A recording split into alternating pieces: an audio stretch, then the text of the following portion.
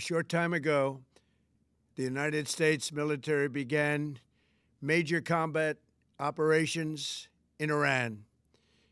Our objective is to defend the American people by eliminating imminent threats from the Iranian regime, a vicious group of very hard, terrible people.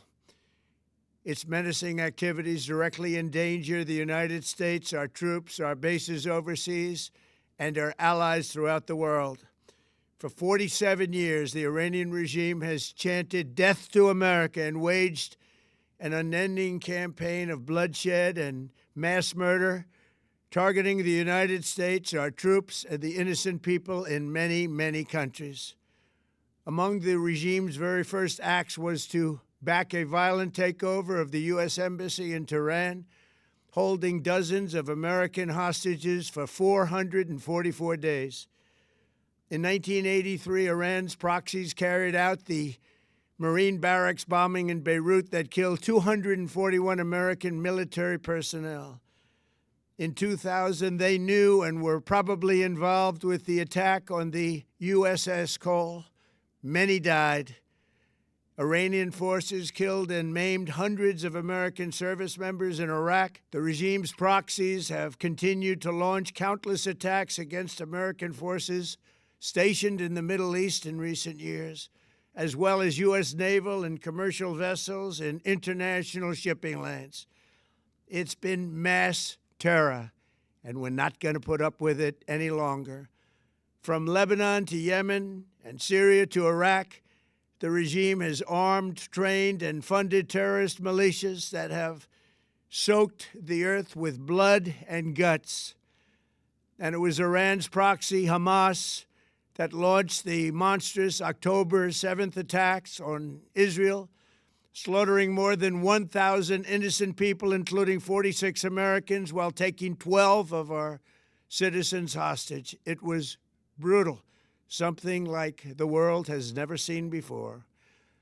Iran is the world's #1 state sponsor of terror and just recently killed tens of thousands of its own citizens on the street as they protested. It has always been the policy of the United States, in particular, my administration, that this terrorist regime can never have a nuclear weapon.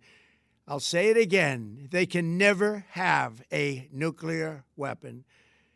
That is why in Operation Midnight Hammer last June, we obliterated the regime's nuclear program at Fordow, Natanz, and Isfahan.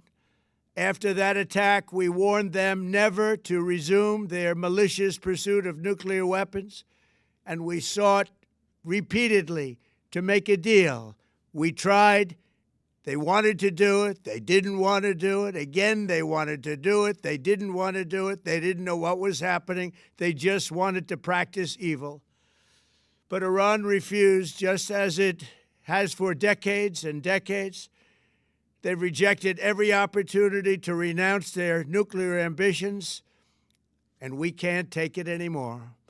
Instead, they attempted to rebuild their nuclear program and to continue developing long-range missiles that can now threaten our very good friends and allies in Europe, our troops stationed overseas, and could soon reach the American homeland.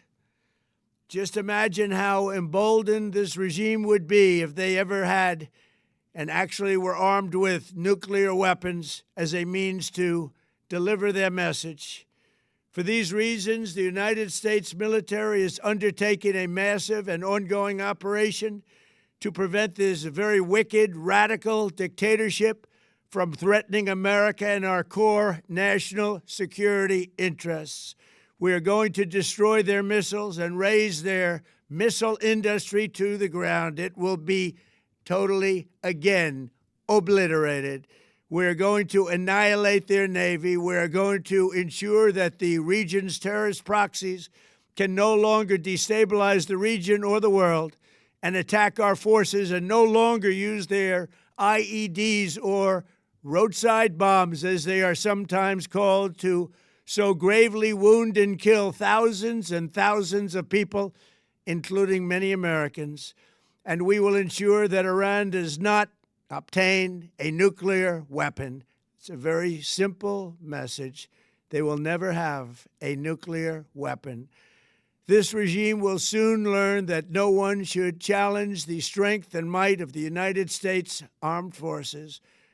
I built and rebuilt our military in my first administration, and there is no military on earth even close to its power, strength, or sophistication. My administration has taken every possible step to minimize the risk to U.S. personnel in the region.